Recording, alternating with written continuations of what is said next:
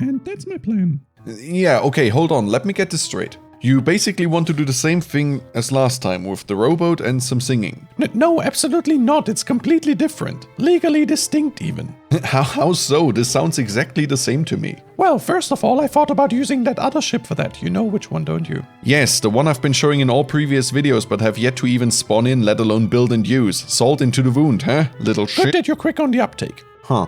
And how is that supposed to work? I mean, just scaling up the oars should do, no? No, it won't. Admittedly, it would look hilarious, but it just won't do in that area we're about to enter. It's rather shallow and remember how we banged up a bunch of submarines a while back? Oh, yeah, good point. That was a dumb mistake. How about a bunch of small pairs then? What fresh nightmare are you trying to make? A seafaring, overweight mechanical centipede or what? And could you maybe try not to mess with the old decorations? Too late. But it would work with a bit more finesse. Right, finesse. That word from your facehole is interesting. Look who's talking. And what was that part about singing? In hindsight, I don't think that was a good idea last time either, and we should just not do it again. No, I thought of a way more elaborate setup this time. I put it right towards the bottom there. The Wellerman, huh? At least something recognizable, I guess. Soon may the Wellerman come to bring us sugar. Yeah, okay, I've done worse. And what do you mean elaborate? Just keep reading. Wait, are you serious? You want me to do 4 or more voices? Yeah, wouldn't that be great? A proper chorus of sorts. More of a barbershop quartet, but no, it really wouldn't be great. And then some form of percussion on top as well. I mean, percussion might as well be you knocking on the desk or something. Nothing complicated, right? Right, you know that's not gonna end well, yes? Yeah, but that's your problem. So, that's your idea of an intro, huh? Better than your recent attempts. Uh-oh. Come back here this instant. No, put that down. Ah, help, I'm being oppressed. At least try to put some emotion in, damn it. Sorry. And don't apologize. Sorry. She had not been 2 weeks from shore when down on her a right whale bore. The captain called all hands and swore he'd take that whale in tow. Soon may the Wellerman come to bring us sugar and tea and rum. Someday when the tonguing is done, we'll take our leave and go. You know, that turned out way better than expected. Yep. Okay then, let's make a video. After this sad excuse for a theater show that someone recorded without my knowledge. Yeah right, who's gonna buy that? Welcome back to part 4 of making the planet of Nito just a little bit more me. You might notice a slight change in scenery today. Since the front keeps moving farther east every time and will only become faster from here, I decided to move the set onto a ship and get a little bit closer to the action. Not close enough for any stray shots to hit me necessarily, but you know. And before a certain entity can bring it up, yes, I'm on that exact same ship that I keep showing off but have yet to actually use. Is that safe? Tis fine. That aside, today will not only mark my slight incursion into Lightning Hood's territory, but also the dawn of another vessel. Yeah, okay, no, that makes it sound like something grand, but it actually isn't. Not even close. Know what? How about I just show you? Since that was the first and only thing I did in that session. Here we have my next genius idea, while my allies at least try to get the ball rolling. Now, this might look familiar to some degree, except for the absolutely horrendous weather situation, but this was supposed to be the next big step in floaty design. Now, the basic concept is the exact same thing, but I wanted to address my 2 biggest gripes. One is that the cannon barrel should extend beyond the tip of the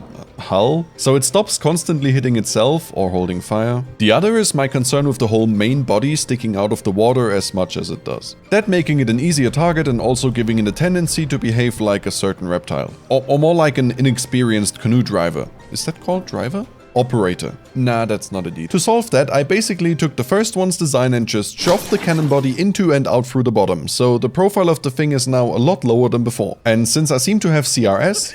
You have, I believe it's called CRS, right? Can't remember shit. And also I'm a lazy fuck, I didn't look at the first one's details like fire rate etc. and just eyeballed the whole thing. So the cannon itself is a fair bit different, but not overly much. Heavier is the go-to word I think, and it's also using shells that have EMP, so depending on the situation it might just be worse. Although I don't expect this to penetrate that deep, so... And even though it's plated with metal all the way around this time, except the engines again, I'm not sure if I succeeded in making it all that more durable really. We'll see about that soon enough. The AI at least should be safer this time around, it's in the Appendix Ferrum. Good luck and all to the new addition to my fleet, Floaty Shooty 2. These names are quite... Genius? Unique? Descriptive? Starts with R. Relatable? Not quite what I... Revolutionary? More along the lines of retarded. Nope. Moving on from that. Since my initial battles against the Lightning Hoods already happened last time, the march east is not actually that interesting. There just aren't that many enemies left, probably. Which is good since... Oh, fuck. That's the only one that works. But now it's closed. Hey, oh, never mind. That's also broken. All of these are broken, aren't they? Yeah, I did a bit of an oopsie again. My supply lines are unreliable, to put it favorably. So I'm going, well, have to go one original floaty against one submersible chainsaw with torpedoes. And I still think that the floaties do punch way above their weight class, all things considered. Oh, shit. Stop raining on my parade past me. Shush. I mean, these torpedoes can't even reach since it's not deep enough in the water. Unless they have enough speed and or fuel, then advantage go poof, as does floaty. But that slowed it down enough so that the next group was able to get in range and do the god's work. These torpedoes are gonna be my MVPs. Until a somewhat suicidal little robot decided to jump off his ship and swim after the thing to try and succeed even in capturing it. So, now I own an anode, a submersible cutting tool that kept a certain someone on his toes. Don't know if you've heard of him. Run! Run! So, yeah, that thing. Now, is that useful, you might ask? No, it's not. Which is why after short deliberation I decide to dismantle it instead of repairing the thing. Is that useful? Yes it is. Great grammar, by the way. Leave me alone. Shan't. Let me give you a short lesson in piracy and why it's pretty cool. Useful. As in the game. Only in the game, okay? Being a pirate in real life sucks. Normally, the highest amount of resources you can get for destroying an enemy is 10% of whatever was left of it when it went down. The most common reason for which being too damaged, so below 50% health or so. And can I just for a second appreciate how the game does this every 20 to 30 seconds? I love it. Doesn't drive me up the wall at all. I don't want to reset the camera right now. Anyway, with other reasons like too high, too low, out of control, AI dead, or damaged in enemy territory, or whatever that one is called exactly, being less common. And then 10% of whatever's left, so most of the time 5% or less of what the thing cost originally. Which for many vehicles is not a lot. And at higher difficulties that only gets worse. But there is a way around that. Piracy. Dismantling a friendly unit gives you all the materials that are in it. All as in 100%. Meaning I get all the remaining materials of that infriendlied anode. Wait, infriendlied? That's not a real word, is it? It is now. Just keep in mind that this working comes with a condition, like everything else. Think back to the more uncommon reasons for a vehicle to fall apart. Taking over an enemy vessel only works if its AI is dead, so when it's basically unclaimed in a way. And the player character has to be close to it. At least that's how that worked back when I recorded this, but the goalposts might have been moved since, so yeah. Editor Mediaahh here. In fact, they kinda were, which means I had to make some changes. Now, killing an AI and leaving the rest relatively intact can be tricky at times. EMP is the magic word here. Leaving your own ship and the range of the Hearthstone, that thing that normally keeps the little robot avatar alive, also tricky. Or is it? What if that running out had no consequences? In other game modes, that bar depleting is an actual death sentence, and it happens quite fast. But what about the campaign? Why would it not be important here despite being displayed? I don't know, nor do I care since it enables a certain behavior and I'm all for it. That behavior being a big part of piracy. Boarding action! For some reason, the character weapons, the minigun specifically, deal an inordinate amount of damage. It makes it incredibly easy to just dig into and around a ship searching for the AI and then doing a little hostile takeover. Which would give me an idea for the future once this campaign is done, or at least that's what I would like to say. Focus. No, sorry, I want this out there. So, history lesson. This used to be the least intrusive way of taking out the AI while leaving as much of the enemy ship as possible in one piece, given you knew roughly where it is. And yes, this is not a ship, but it still applies. The only real hurdle was to make sure that your ship can safely stay away and survive while you do this. And that your ship does not poke too many holes into your capture target, since apart from potentially destroying it, that might also destroy you. Friendly fire is a thing. Ouch. But, well, things have changed recently, it seems. You can now only use the weapons as long as you have Hearthstone charge, which I guess makes sense, yes. But it also means they are completely useless when off your own ship. So at the only times when they will ever be needed or useful. I mean, I don't often, if ever, use a grenade launcher or a shotgun to redecorate my room's interior, do you? You're not gonna demonstrate that in here, are you? Hey, no! You listening? Oh, you stupid... Oh. Sounds inefficient. No, wait, not that I use a grenade launcher outside either, but I'm shoveling a hole here. But yeah, I can't make any sense of this change. It's just taking away another potential way to play the game. I have an idea regarding that. Oh, I'm pretty sure we're thinking the same thing. And I think for at least until all parts of this playthrough are complete, I'm gonna do just that. Give me just a second. Oh, and again a big thanks for making me double check. Let's continue. Now I have some more materials, but my front line is still mostly broken and running on empty. So a few generous commodity donations, a new radar, and back in. And I even have a new floaty 2 with me. Combat test commence. And I'm actually not sure who did the most damage in the end, since I was preoccupied with why the smokes didn't trigger. Smoke. Hello? For your reference, that's because that sensor was considered blocked. It uses the same mechanism as an engine exhaust, I think, so a straight line forward. And yes, I do kinda understand why that is checked this way, it's probably a lot easier. Focus! Sorry. The next battle was only the floaty 2 and it did a phenomenal job actually. Especially against the lightning hoods, the EMP seems very effective, who'd have thunk. The reason I'm bringing this up now is a missed opportunity on my part. Kinda. You know, EMP be very good against AI. So there should be a ton of relatively unharmed enemy objects. There could be buildings too. With dead AIs up for grabs. I just don't think I'd make it there in time, since 10 seconds to swim a few hundred meters, unlikely but not impossible. There is an old thing I could have used. Apart from that, however, it was uneventful. And after a rather disappointing raid on a resource point and capturing a few more tiles, I'm gonna knock on someone's door. After being very stupid again, or confused it seems. What is the faction base? Is that still further over there? Oh no, it's the blue text. I'm stupid. Yes, I am. And while reaching for the doorknob, I got a bad feeling. I mean, this seems a bit one-sided, yes?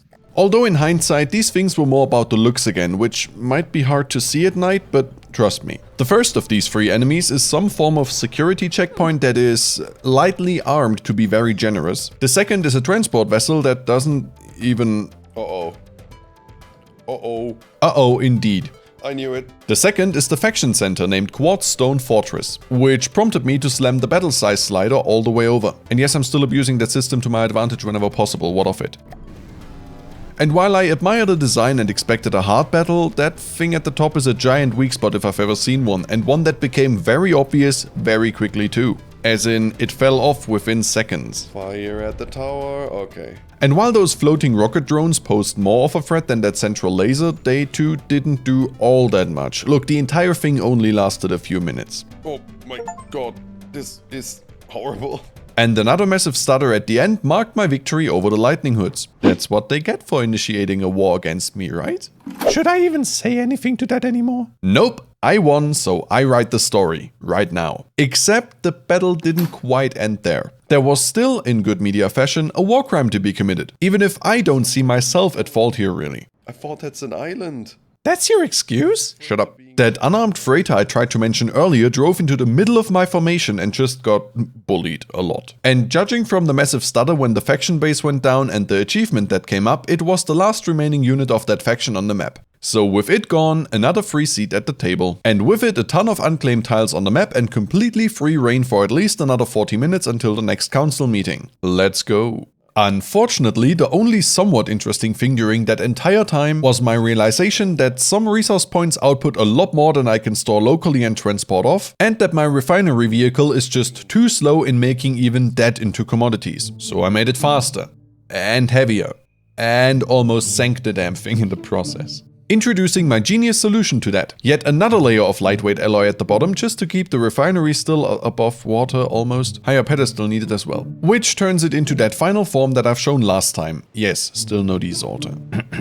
And with that complete, back to capturing. And familiarizing myself with what is most likely the next enemy on my list, since they do not like me very much at all. Okay, they don't like me.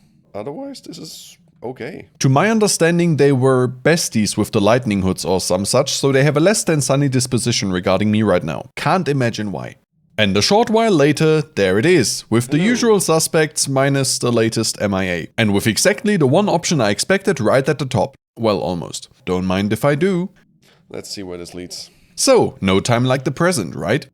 Listening, moving out, listening, moving out, listening, moving out, listening, moving out, listening, moving out, listening, moving out, listening, moving out, listening, listening, listening, listening, moving out, moving out, moving out, moving out, listening, moving out, listening. You okay there? Listening. Yeah, okay, I'm okay. The tedium continues, that's all. I mean, that's on you for not making fleets. Oh, I know, thanks. Helps me a lot right now. You're welcome. Moving out. Oh boy.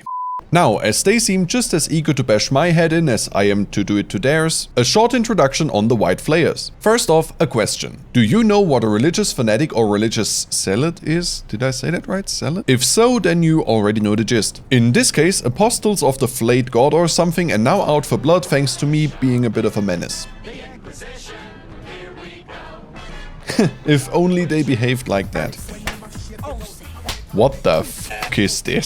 Why was that on the screen? I thought funny. Camera's rolling. This faction can be roughly grouped into two sets of vehicles, which, according to the law, are mainly built by the Lightning Hoods. Sorry, were built. There is the priest vehicles that use all manner of high-tech weapons, like railguns and such, to make my life pure misery since they go through the floaties like a hot knife through butter, and then there is the zealot vehicles. While they also sometimes have high-tech weapons on board, they will usually be the ones to try and get all close and personal. And you do not want them close or personal. Normally that goes a lot faster, trust me. Come on, you can do it. Yes, there we go. Where was I? Oh yeah, not close or personal. Not only because they will bring back more YouTube trends of years past, like will it blend with my floaties, but also because they have these bastards. I mean, that sound must be among the last things you want to hear in a battle, with the worst part being there are a few different versions of these guys, all with a very prominent nose or two. Just hope I don't run into too many of those. But the White Flayers do make use of most of the available weaponry as far as I can tell, from simple rams all the way to nukes, which are apparently also simple weapons? Some vehicles are fast, some slow, some fly, some swim, some dive, some just die. It's kinda all over the place. Are you a poet now? No. And regarding design, most of them look like they are the naval extension of the Mad Max buzzards or something, and will meet their end in a similar fashion to this as well. And the sheer number of their vehicles that are visible on the map right now again proves the point that I made last time, that a faction is at their strongest at the start of their first war, which I assume this might be. I don't exactly keep up with international politics here, even though I'm probably the main topic. Now, with that sorted, let's see someone from my past have a very curious time. And no, not me actually, the enemies for once. Two shredders that Floaty 2 easily disassembled, a small boat that... Oh boy. And another shredder that didn't get any closer either. Good start. That is so much EMP that the AI just dies. And even though not all the battles went as smoothly as the first... Is that a piercer? No, that's a slasher. You know what? The rest can't be worse. With there being some definite and predictable losses. Oh, was I wrong? Wait, none of them was blockaded. Blockaded. I still think... Maybe not them, but you are very blockaded sometimes. Ha! Good one. You should go tell more jokes over there. Hey! But thanks to the ridiculous repair speed of the resource gatherers and my continued desperation persistence, I overcame even the more challenging enemies, as challenging as they will ever get on easy anyway. And with the last fleet in the vicinity down for the count, another... urban exploration. You mean another war crime? No. Wait, how are you back on my hand? You can't rid yourself of me. Ominous? But what's my crime this time? Oh, I don't know, the literal civilians present in that village? That's, mannequins. They only want to make it seem lived in to stir some emotions. Also, there's a literal temple to the flayed god, witches' huts with torture instruments and... I think that might be a coffee machine.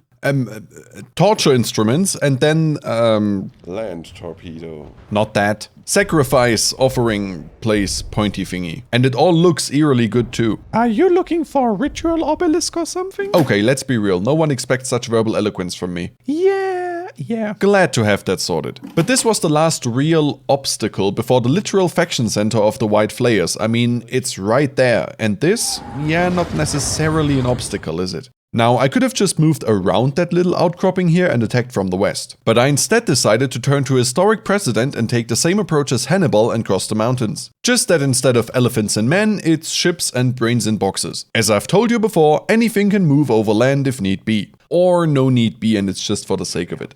Unsurprisingly, the enemy didn't quite appreciate that move and sent 2 of these things after me. Remember the ones that build ICBMs while flying overhead? Oh, I know what I'm looking at. Yeah, those. Not that it really is that much of a problem. As much as they will one-shot all my vehicles on account of them being small, they are also hard to hit. While one good hit on the ICBM will usually set it off, potentially dispersing the enemy who built it into the surrounding air. Example clip of... oh, oops. Hey, did you just try to cut out your net 1 on intelligence? No, I just didn't think it all that important. How about we judge that together? Sure, so I had a few defenders showing up while I was Hannibaling, and maybe not all of my units were done crossing the mountains, which, happy now? Wasn't there another thing? Are you stupid? No. Then yes, I'm happy. Good. Looks like a submarine, huh? I said no. And now presenting to you, after another massive stutter, the Gorgon, a floating cathedral and place for ritual sacrifice of sorts, with the most aggressive bell towers the world has ever seen. One thing I have to add here is that since the time of recording, its design has changed a fair bit, a lot, but the overall design language stayed the same. If anything, the thing has gotten a lot more sinister, but that just as an aside. If anyone remembers my goal with the Chongas, Take a bit more and give a bit more. well, I sure hope it can in fact take a bit more, since that thing has a certain single-minded focus on it. Not to overhype this though, the entire thing only took me around 2 minutes to take apart. Despite what it might look like at first glance, there is a strong focus on the facade and not really the things beyond it. Which certainly fits in well with a cult, I suppose. Oh, and the Chongas? Yeah, that one has seen better days. It did in fact take a bit more. But that's this faction gone already. And since the main base was so far south, it will be a bit until I reach occupied territory again. Especially with no more active wars on the map that I'm aware of. I have a feeling this will turn into one long line of vehicles at some point. So, capturing moving vehicles, collecting resources, realizing how much unclaimed area there actually is, Oh my... Holy... and being a tad annoyed at the current border layout. I mean, that is just annoying. What pisses me off to no avail is that the border here is so messed up this time. You could just move through it though. Shish, I didn't know that at the time. And this is also when I noticed once more that the game is kinda starting to fall apart at the seams a little bit at a time. I mean, all across the factions the number of vehicles is probably still rising, with what I'm doing surely taking the crown. So some issues arising is to be expected, right? So, in what form is it falling apart this time? Yes. Anyone? Anyone at all? Me, here. Yes. Teleportation. No, not random teleportation like last time, that's old news. Out of play speed. I haven't a clue how or why, but some of the floaties started to have some very skewed speed values. Wait, why is this one so fast? I mean, 29 meters a second, which is just over 104 kilometers an hour or 65 miles an hour respectively, when it should be more like 10 meters a second? Unlikely. Very unlikely. I don't want to reset it. I can't even assume anything when it comes to the reason for this, but it is clearly not an isolated incident at this point. What? I, while watching this, counted a total of at least 3, if you can't tell it's the ones pulling ahead of the rest, with more spread out across pretty much the entire map, which even includes a pointed brick, Chongas. Off.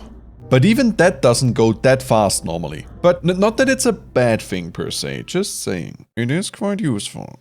So, 50 minutes and a small bout of dyslexia later. Ah, there's another one. Oh no, that's enough. Awkward refinery. This. See, there are some achievements that you would think I should have gotten a long time ago. This is one of them. Well, don't be too happy. And I only got the hint that I'm doing it right just before my attack on my liberation of the Quartzstone Fortress, so the Lightning Hood space. Meaning I made that full million commodities over the last 3 or so hours. And that is despite my resource miners being clocked constantly, my transport crafts being way too small and slow, and the refineries, yes plural at this point, not being able to keep up either.